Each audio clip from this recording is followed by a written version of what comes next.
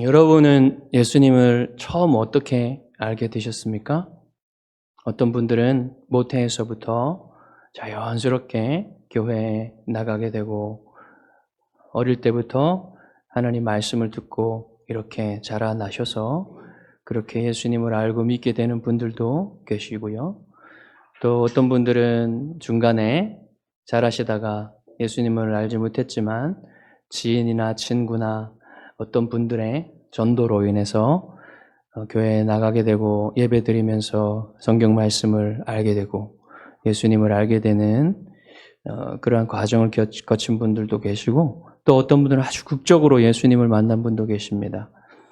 어떻게 예수님을 만나고 알게 되었든지 간에 여러분 처음 예수님을 알게 되었을 때와 지금 예수님을 아는 여러분의 이해는 많이 다를 것으로 생각이 됩니다. 언제나 처음 같은 신앙, 이 말이 한편으로는 좋은 것이 아니에요. 신앙은 자라야만 합니다. 하나님이 우리의 신앙이 자라기를 원하시죠. 오늘 본문에 예수님께서 첫 제자들을 만나주시고 자신을 보여주시는 이러한 그 이야기들이 나오는데요. 이 이야기를 통해서 여러분이 예수님을 이해하는 이해가 새로워지고 또 여러분의 신앙도 새로워지기를 바랍니다. 자, 오늘 본문에는 예수님의 첫 제자들이 나오는데요. 그 제자들의 숫자가 5명일 수도 있고 4명일 수도 있습니다. 거기에 세례 요한의 제자 2명이 나오는데 그 제자 2명 중에 한 사람은 시몬의 형제 안드레예요. 그런데 한 사람의 이름은 소개가 되지 않고 있습니다. 익명의 제자예요. 이 사람이 요한이냐 아니냐, 사도 요한이냐 아니냐, 이것이 사람들의 관심이고요. 또 요한이 아니라면 빌립일 수도 있다. 그래서 주로 사도 요한 아니면 사도 빌립, 둘 중에 하나다라고 이렇게 우리가 생각할 수가 있는데요. 저는 사도 요한이라고 생각합니다. 왜 그러냐면 사도 요한이 자기가 이 요한복음을 쓰면서 처음부터 끝까지 자기를 밝히지 않습니다. 그런 동일한 이유로 여기에서도 자기를 밝히지 않고 넘어간다. 이렇게 생각하기 때문에 사도 요한이라고 저는 생각을 합니다. 그러나 어떤 사람들은 이게 말이 안 된다고 생각하고 오히려 빌립이 그 이후에 나오는 그 빌립이 맞다고 주장을 하는데 왜 그러냐면 안드레가 그 세례 요한의 제자 중 2명 중에 하나가 안드레잖아요. 그 안드레가 자기 형제 시몬을 전도했듯이 빌립도 지금 나다나엘을 전도하는 패턴이 나오잖아요. 그렇기 때문에 그 얘기하지 않은 그 제자가 빌립일 것이다 이렇게 주장하는 것입니다.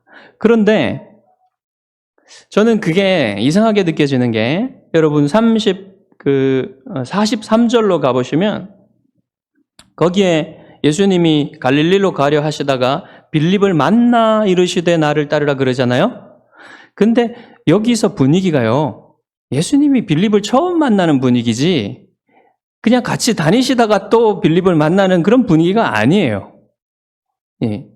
저는 그래서 이게 요한이 의도적으로 자기 자신의 이름을 숨기는 것이라 이렇게 생각하고 그래서 지금 오늘 본문에 나오는 제자들의 숫자는 5명이고 누구냐면 안드레와 시몬과 요한과 빌립과 나다나엘 5명이 지금 오늘 예수님을 만나는 제자들이다. 첫 제자들이다. 이렇게 저는 생각하고 이야기를 진행하도록 하겠습니다. 보시면 이제 여러분이 그 공관복음을 읽어보시면 마태, 마가, 누가복음을 읽어보시면 거기에는 이게 순서가 좀 헛갈리게 만드는 그런 부분이 있습니다. 여러분 공관복음에 예수님이 첫 제자들을 부르시는데 그 사람들이 누굽니까? 시몬과 안드레와 요한과 야고보죠. 예. 고기 잡고 있는 그들을 처음 부르시는 걸 보면은 첫 제자들이 이 4명인 것 같잖아요. 그런데 요한복음은 그게 아니라고 얘기를 해주는 거예요. 이게 그것보다 먼저 일어난 일이고, 이제 예수님을 안드레와 요한과 베드로가 먼저 만났는데 그들이 이제 갈리로 가고 나서 그냥 생업을 했던 거예요. 그러다가 예수님이 다시 그들을 나를 따르라고 부르셔서 이제는 완전히 생업을 제쳐놓고 예수님을 이제 따르는 제자가 되라고 이렇게 예수님이 부르셨다는 것을 이해를 할 수가 있는 것이죠. 그런 식으로 여러분 이해를 하시면 되겠습니다. 이제 예수님이 이제 이 제자들을 만나 주시는 이야기가 나오는데요. 그것을 구체적으로 좀 살펴보도록 하겠습니다. 오늘 본문의 첫 문단에 보시면 세례 요한의 제자였던 안드레와, 제가 요한이라고 그랬습니다. 이름을 밝히지 않는 그 안드레와 요한이, 세례 요한이 예수님을 보고 보라 하나님의 어린 양이로다 이렇게 증거하는 것을 보고는 그들이 그 두 사람이 이제 예수님을, 자기의 원래 선생님이었던 랍비였던 세례 요한을 버려두고 떠나서 예수님을 따르는 것을 보여주고 있어요. 자, 예수님이 이제 자기를 따르는 이 두 사람을 보고는 무엇을 구하느냐 이렇게 물어보죠. 이 말은 무슨 말이냐면 너희가 나에게서 무엇을 찾고 있느냐 이런 말이에요. 무엇을 찾고 있느냐? 여기에서 주님이 왜 이렇게 물어보시냐면요. 무엇을 찾고 있느냐? 너희들이 발견하려는 것이 무엇이냐? 이렇게 묻는 것은 예수님이 자기 자신을 그들에게 보여주시고 싶은 뜻이 있다는 것을 나타내는 겁니다. 그때 이제 안드레와 요한은 뭐라고 대답을 했냐면 랍비여 어디 계시나이까? 이렇게 어디 계십니까? 예수님의 질문에 대답을 회피하는 것처럼 보이죠. 다른 얘기하는 것 같잖아요. 동문서답하는 것 같잖아요. 근데 이것은 회피하는 것이 아니라 예수님을 따르고 싶다는 그 생각을 얘기를 하는 거예요. 주님이 아니라 당신이 어디에 계십니까? 랍비여, 선생님이 어디에 계십니까? 라는 것을 묻는 것은 저희가 따르고 싶은데 어디 계신지 알고 싶습니다. 어디에 머물고 계시는지 알고 싶습니다. 그렇게 질문을 드리는 것입니다. 그래서 예수님이 뭐라고 하십니까? 와서 보라. 이렇게 대답하시죠. 여기서 와서 보라는 무슨 뜻이냐면 오라. 그러면 너희가 보게 될 것이다. 이런 말이에요.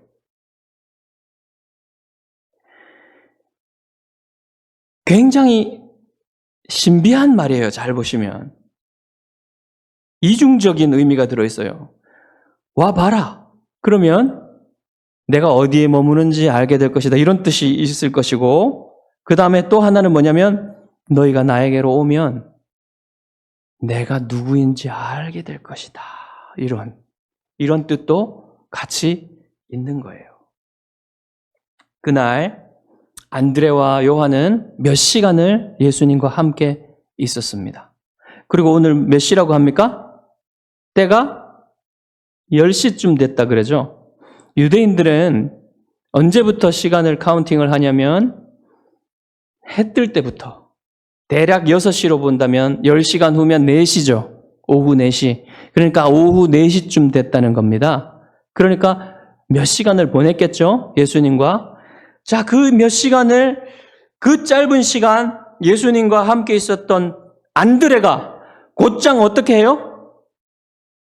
자기 형제 시몬에게 가서 뭐라고 합니까? 우리가 메시아를 만났다. 이렇게 복음을 전하는 겁니다. 우리가 메시아를 만났다. 이때 메시아는 안드레가 얘기하는 이 메시아는 우리가 알고 있는 이해하고 있는 메시아와는 수준이 다른 거예요. 그냥 그 당시에 유대인들이 기대하고 있었던 그 메시아에 대해서 얘기를 하는 겁니다. 그 정도의 믿음을, 그 정도의 이해를 가지고 자기 형제인 시몬에게 예수님을 소개한 거예요.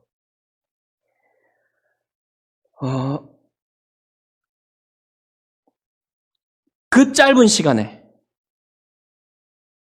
안드레는 세례 요한이 증거하는 그 소리를 듣고 하나님의 어린 양이다 라는 그 증거와 예수님과 있었던 그 짧은 시간에 그런 믿음을 갖게 됐다는 겁니다.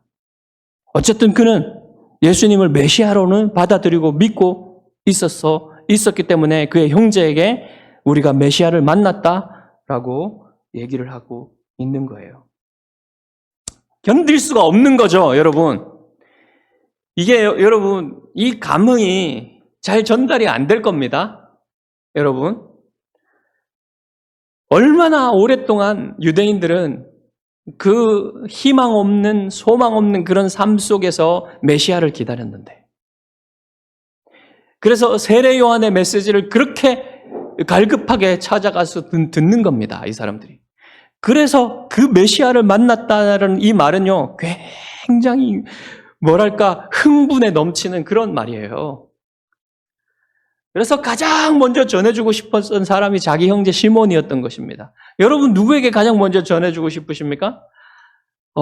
안드레는 자기 형제인 시몬에게 가장 먼저 전해주고 싶었고, 그래서 이 흥분에 넘치는 자기 형제 안드레의 그 전해주는 말을 듣고 시몬도 그 분을 만나고 싶었습니다. 그래서 안드레가 시몬을 예수님께로 데리고 가는 거예요.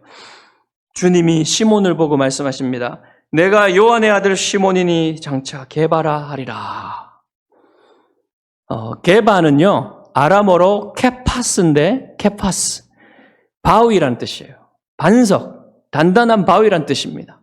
그리고 이것을 헬라어로 번역하면은 페트로스가 돼요. 그래서 시몬의 별명이 베드로가 되는 거예요.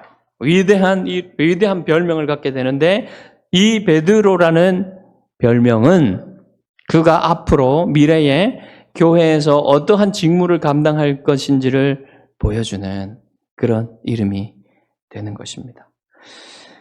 안드레가 자기 형제 시몬을 전도한 것이 오늘날 가족 전도의 전형으로 보기는 좀 힘들어요.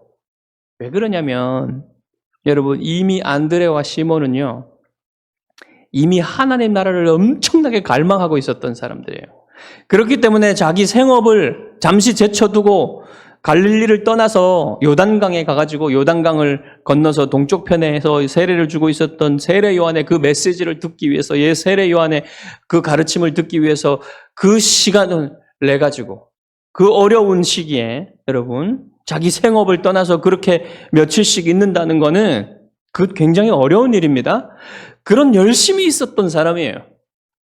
그러니까 메시아만 알지 못했을 뿐이지 하나님 나라에 대한 열심을 가지고 그거 찾고 있었던 그런 사람들이란 말입니다. 그러니까 일반적으로 우리가 여러분 가족들이, 예수님을 안 믿는 가족들이 예수님에 대해서 관심을 가지거나 구원에 대해서 막 큰 관심을 가지고 있습니까? 그렇지 않잖아요, 요즘에. 그렇기 때문에 이 얘기를 가족 전도의 전형으로 보기에는 좀 힘듭니다. 오늘날 우리는 어떻게 해야 될까요? 가족을 전도할 때? 또는 아는 사람을 전도할 때 어떻게 해야 됩니까? 대체로 여러분 그들은 하나님에 대한 또는 그 구원에 대한 관심이 없어요. 그래서 제일 먼저 뭐를 알려줘야 되냐면요, 그들에게 구원이 왜 필요한지를 알려줘야 돼요. 그거를 알려주지 않고 예수 믿으세요라고 하면요, 왜 예수 믿으라는 거야? 도대체 예수 믿는 게 뭐야? 내가 예수를 믿어야 할 필요가 뭐가 있어?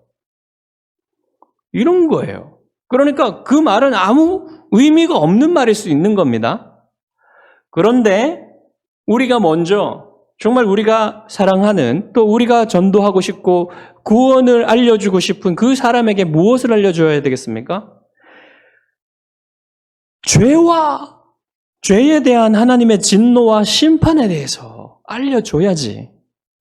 왜 그들에게 구원이 필요한지, 그들에게 구원자가 필요한지를 안단 말이에요. 그것을 모르고서 어떻게 예수님 믿으라는 말이 그들에게 의미가 있겠습니까?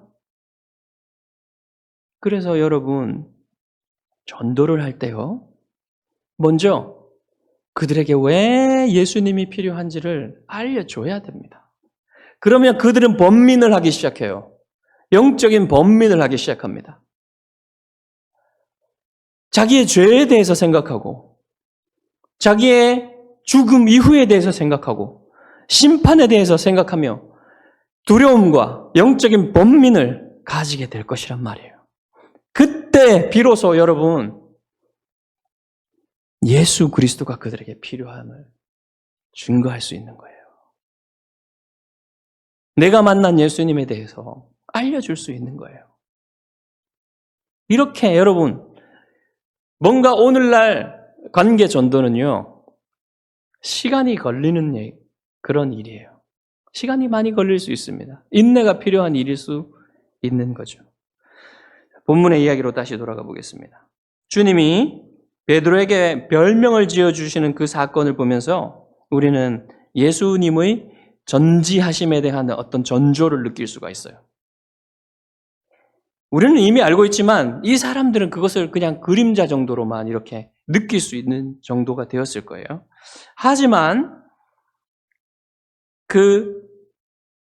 이 베드로의 그 이름을 듣는 그 사람들은 그 이름이 왜 주어지는지를 잘 몰랐을 겁니다. 그렇죠? 아직은. 그냥 어떤 느낌은 받았을 거예요.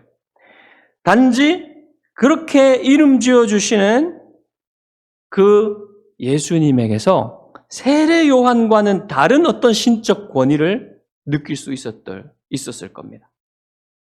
그런 이제 분위기가 진행되고 있는 거예요. 그리고 그 옛날 하나님께서 아브라함을 아브라함이라고 사레를 사라라고 그리고 야곱을 이스라엘이라고 불러주셨던 그 이름의 변화를 또 생각했을 수도 있겠지요. 이렇게 오늘 본문에서 하루가 끝나요. 그리고 이튿날이 됩니다. 이튿날 예수님은 이제 갈릴리로 나가려 하십니다. 요단강을 동쪽으로 건너왔기 때문에 갈릴리로 나간다는 것은 이제 다시 요단강을 건너서 서쪽으로 간다는 겁니다. 그렇게 서쪽으로 건너서 갈릴리로 들어가려고 하시는데 그때 빌립을 만나는 거예요. 빌립을 만나서 빌립에게 나를 따르라 이렇게 부르십니다. 그런데 지금까지 여러분 요한복음 지금 1장을 진행하고 있는데 지금까지 예수님은 어디에 있습니까? 베다니라는 곳에 있어요. 베다니는 어디냐면 그 마리아와 마르다 그 나사로의 동네였던 예루살렘 근처에 있는 그 베다니가 아니에요. 여기는 그냥 요단 동편에 있었던 어느 마을인데 어딘지는 확실히 알 수가 없습니다. 이제 그곳에 지금까지 있었단 말입니다. 그런데 예수님이 그곳에서 이제 첫 제자들을 이제 만나가지고 이제 갈릴리로 가려고 하시는 그때에 빌립을 만나는 것이죠. 이 사람은 초대교회 때 집사인 빌립 집사가 아닙니다. 사도 빌립이에요. 사도 빌립. 이 빌립은 누구냐면 안드레와 시몬의 동양 사람입니다. 벳세다 사람. 이 벳세다는 어디 있습니까? 이렇게 갈릴리가 있으면 갈릴리 북동쪽에 어부들의 마을이 이 벳세다입니다. 그러니까 빌립도 어부였을 가능성이 있어요. 아닐 수도 있지만. 자, 이 사람도 아마 세례 요한의 메시지를 듣기 위해서 생업을 잠시 놓고 세례 요한에게 왔던 그런 사람이고 거기서 예수님을 만나게 되는 거예요. 그때 예수님이 그에게 처음으로 나를 따르라 라는 말씀을 하십니다. 이때까지 예수님이 누구에게도 나를 따르라는 말을 하지 않으셨어요. 그런데 빌립에게 나를 따르라 이렇게 말씀하셨어요. 자, 주님의 부르심을 받은 빌립은 지체 없이 자기 친구 나다나엘을 찾아 나섭니다. 그렇다는 말은 무엇입니까? 빌립이 이미 예수님을 메시아로 믿고 있다는 거예요. 예, 그 짧은 만남으로 예수님이 나를 따르라 하실 때 이미 빌립은 세례 요한의 증거와 함께 예수님의 그 부르심에 의해서 그는 메시아로 예수님을 믿게 되는 것입니다. 자, 그런데 나다나엘을 만난 빌립이 이전에 안드레가 시몬에게 했던 말과는 다른 말로 나다나엘을 초청하는데요. 뭐라고 그럽니까? 뭔가 더 구체적입니다. 모세가 율법에 기록하였고 여러 선지자가 기록한 그 일을 우리가 만났으니 요셉의 아들 나사렛 예수니라. 모세가 율법에 기록한 사람, 그리고 선지자들이 기록한 그 이는 뭐를 얘기하냐면 그냥 메시아를 얘기하는 겁니다. 그 메시아를 우리가 만났다 그랬는데 그 다음에 한 말이 이 나다나엘의 마음을 어지럽혀요. 불쾌하게 만들어요. 불편하게. 뭐라 그럽니까?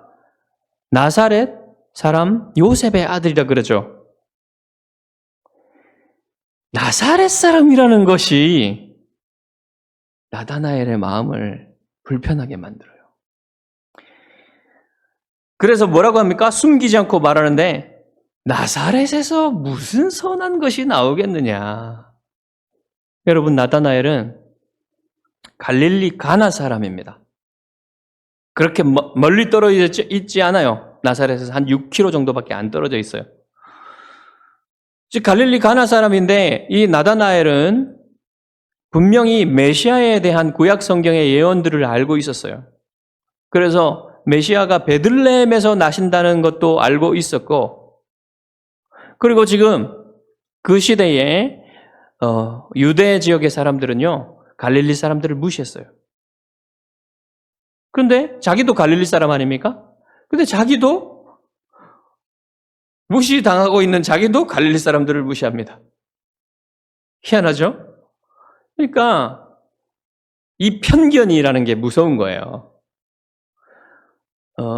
친숙함은 경멸을 낳는다는 그 서양 격언을 이 나다나엘도 피해갈 수가 없었어요. 그래가지고 이 나사렛 사람이라는 것에 대해서 불편함을 느꼈습니다.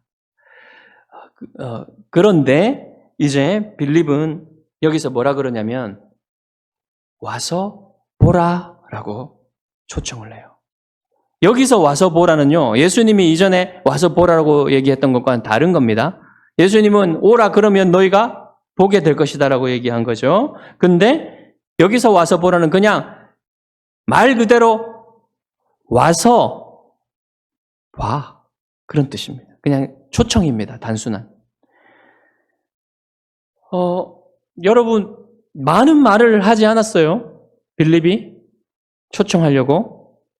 때로 여러분 많은 말보다는 정직하고 어떤 단순한 초청이 힘을 발휘할 때가 있어요.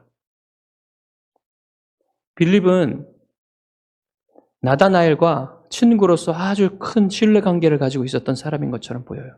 그래서 자신이 경험한, 자신이 믿고 있는 이 사람에 대한, 이 메시아에 대한 그런 믿음을 아주 단순하게 여러 말 하지 않고 단순하게 그냥 와서 보라고 초청을 하는 거예요.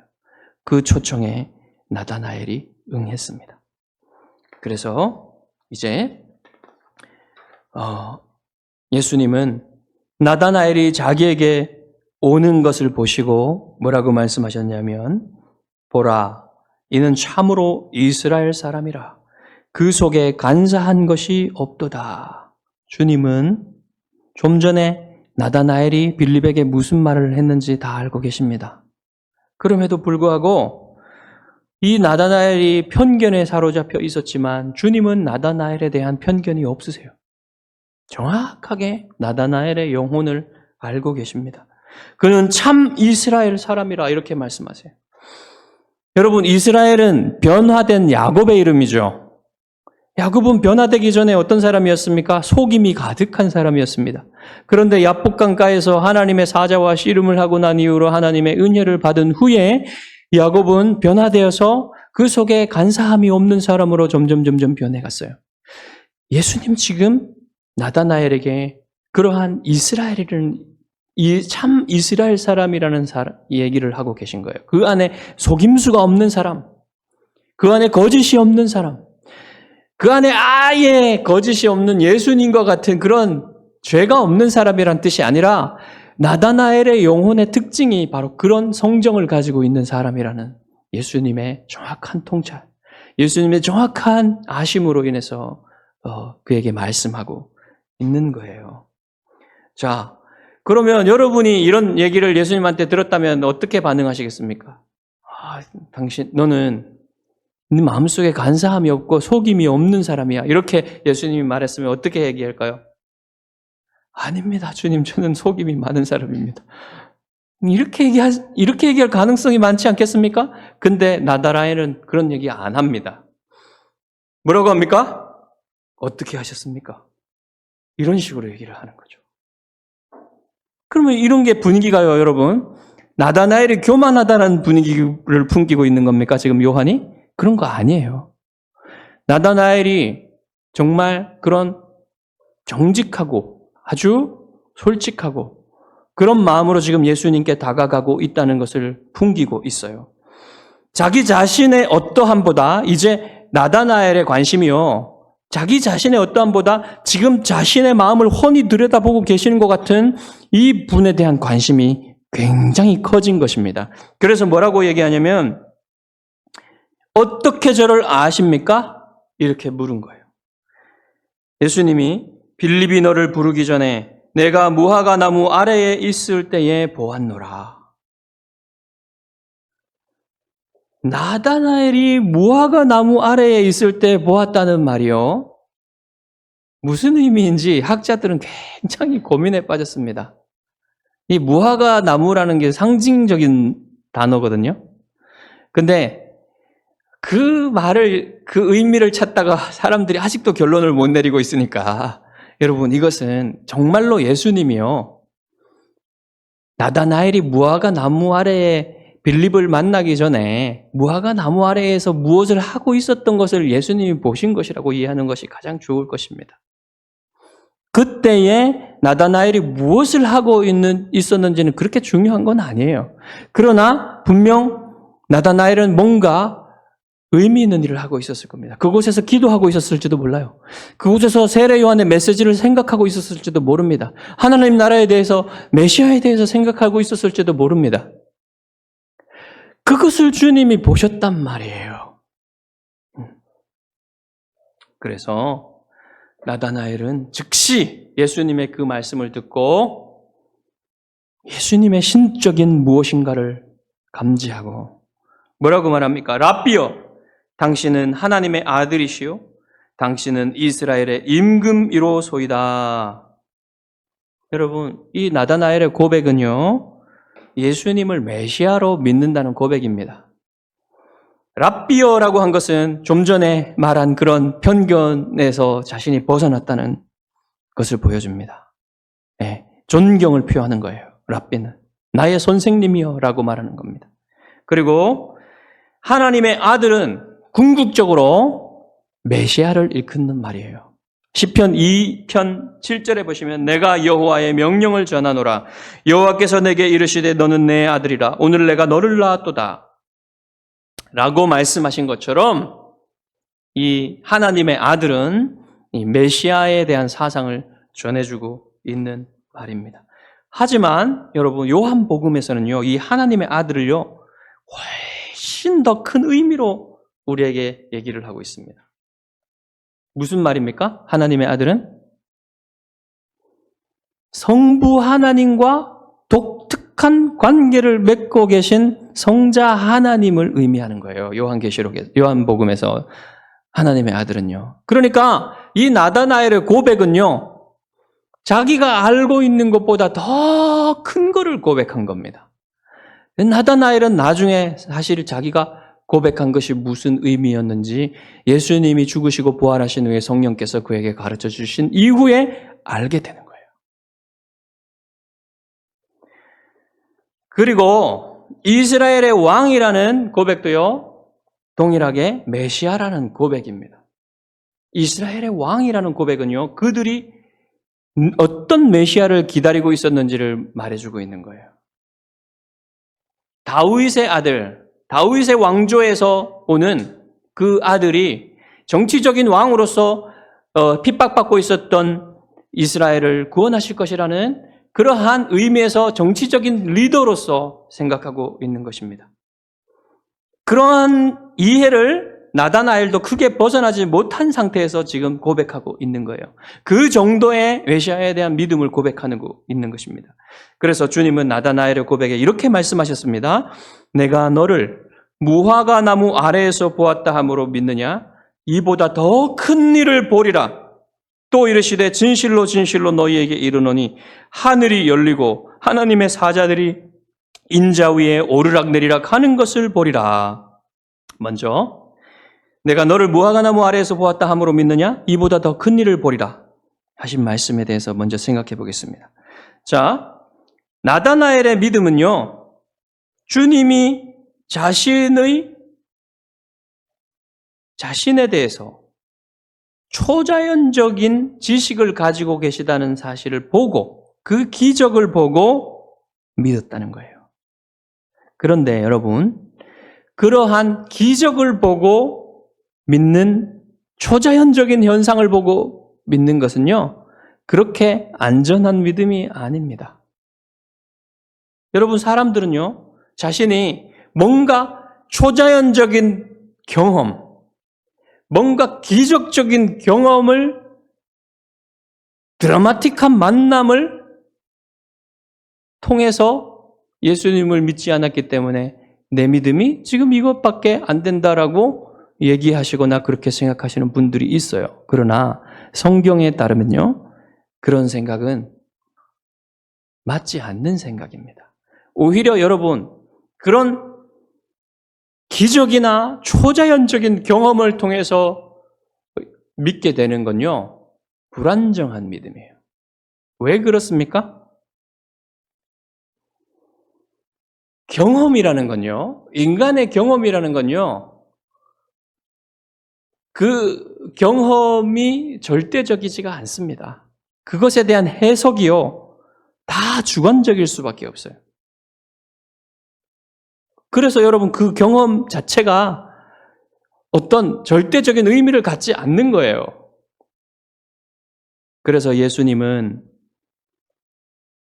확실하지 않은 그러한 나다나엘의 믿음에 대해서 대답을 하시는데 뭐라고 하시냐면, 더 큰 일, 나다나엘의 믿음을 더욱더 확고하게 할 더 큰 일을 네가 보게 될 것이라고 얘기를 하시는데, 그 더 큰 일에 대한 지식에 기초해야 된단 말입니다. 뭐가요? 우리의 믿음이.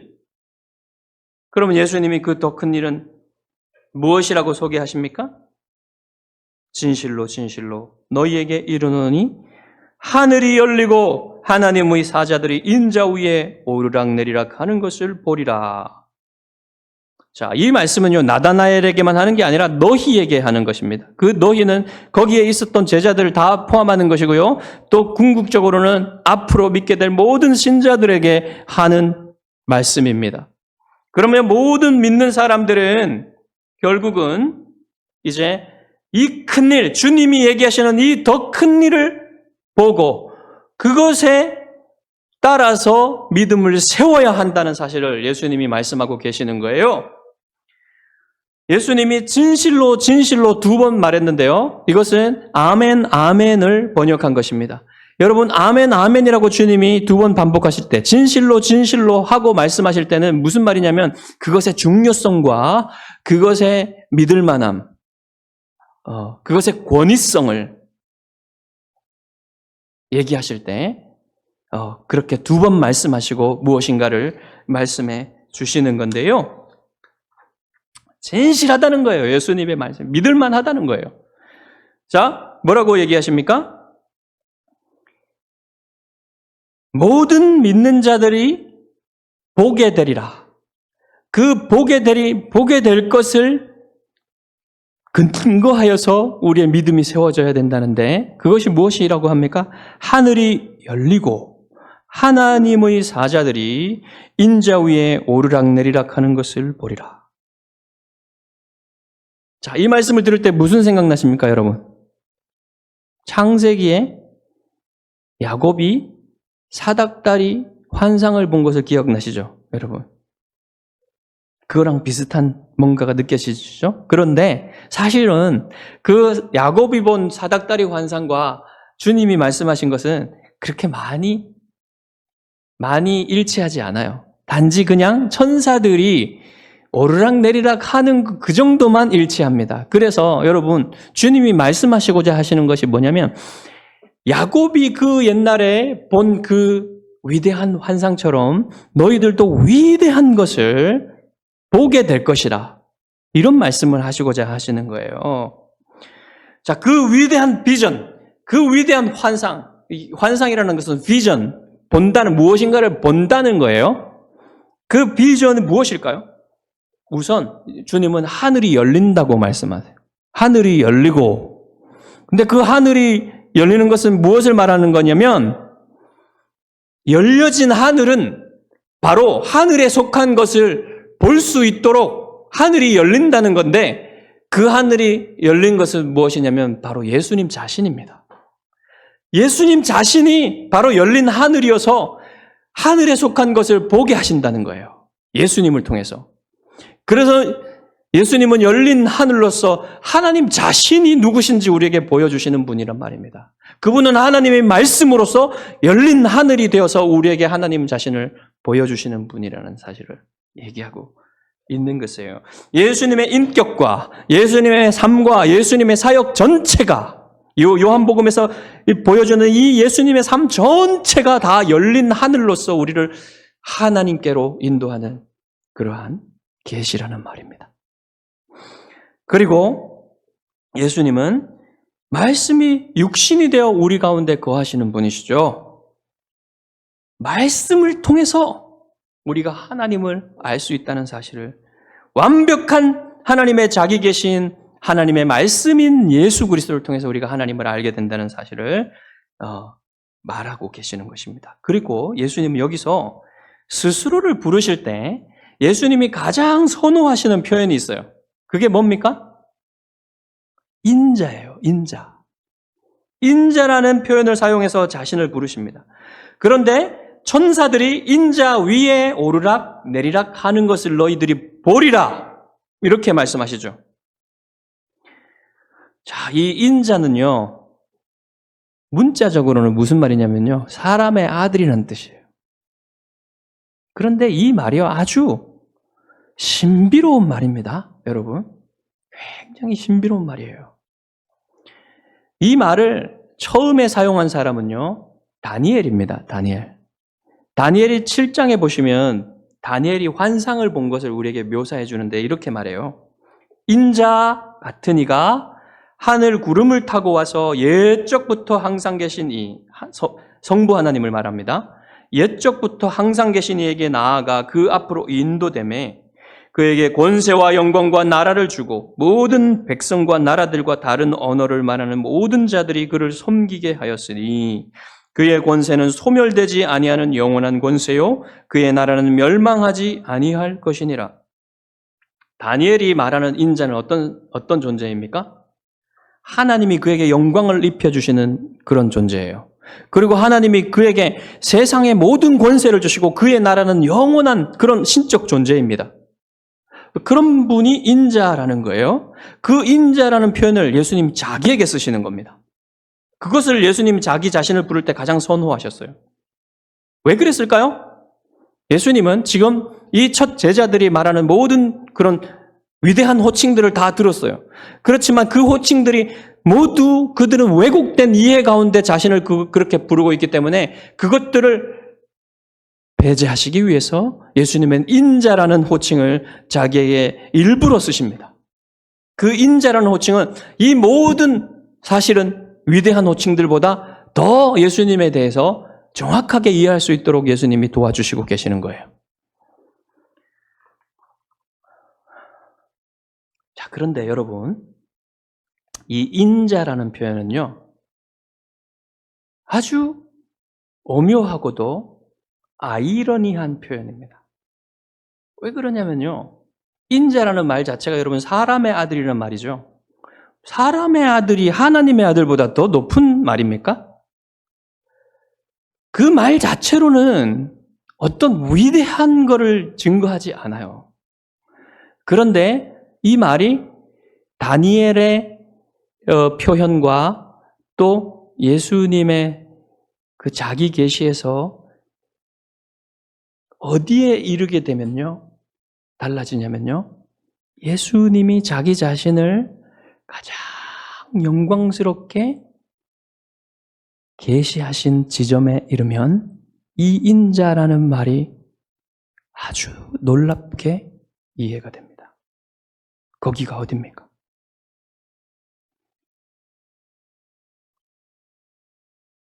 하나님의 아들이신 예수님이 인간이 되셔서 십자가에 죽기까지 아버지께 복종하셨다.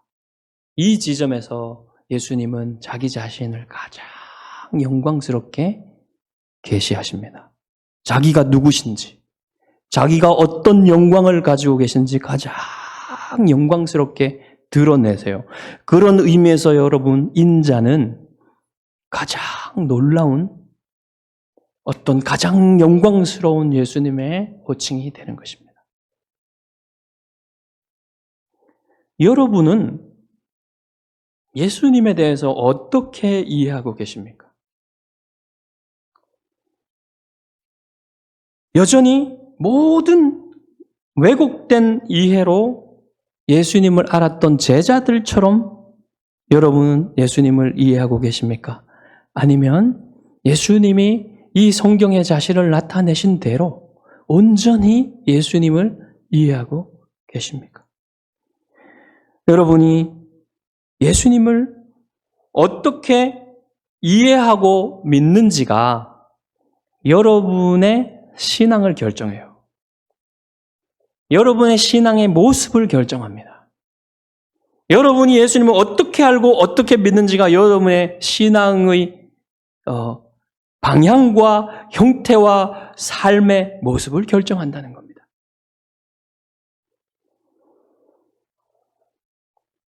여러분, 첫 제자들이 처음에 예수님을 만날 때 예수님께 가지고 있었던 그 이해들로 그대로 머물렀다면 어떻게 되었겠습니까? 그들은 다시 예수님을 알아야만 했어요. 예수님이 죽으시고 부활하신 이후에 성령께서 그들에게 가르쳐 주신 대로 그들은 그 계시에 근거해서 예수님을 다시 알아야만 했습니다. 오늘날 여러분은 어떻게 예수님을 알아야 됩니까?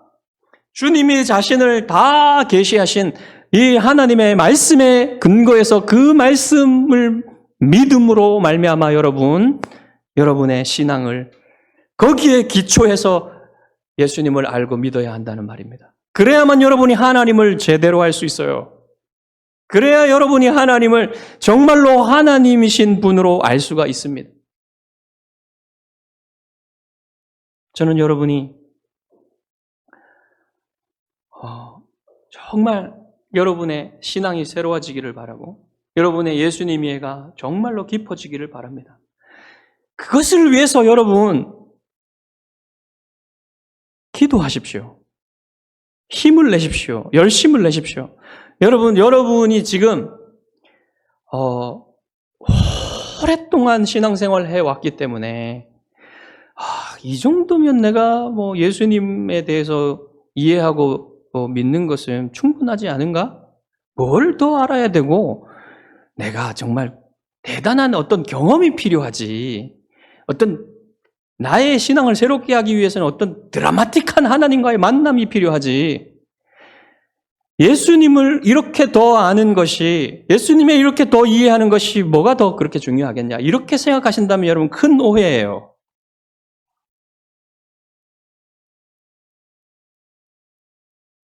여러분이 예수님을 알아가는 거냐. 평생에 걸쳐서 알아도요, 부족합니다. 여러분이 천국에 가서 영원히 예수님을 알아도 영원히 예수님을 알아야 돼요. 영원히 하나님을 다 아는 그 시간은 오지 않습니다. 그런데 어떻게 이 땅에서 여러분이 지금 예수님을 이해하고 아는 것이 굉장히 크다고 할 수 있겠습니까? 여러분이 예수님을 아는 것은요, 정말 기초예요, 기초. 그러니 여러분 그런 교만한 마음을 다 버리십시오. 여러분이 가지고 있었던 편견을 버릴 수 있도록 주님께 기도하십시오. 그래야 여러분이 하나님 말씀 속에서 정말로 위대하신 영광스러우신 주님을 더 알게 되고 삼위 하나님을 알게 되면서 그분과 더 여러분 친밀하고 더욱더 깊은 관계로 들어가서 정말 하나님이 기뻐하시는 그런 신앙을 가지게 될 것입니다. 여러분이 정말 그러한 더 깊은 이해로 나아가게 되시기를, 그리하여 하나님을 더 잘 믿는 그러한 주님의 자녀들이 되기를 정말 간절히 바라며 축복합니다. 기도하겠습니다.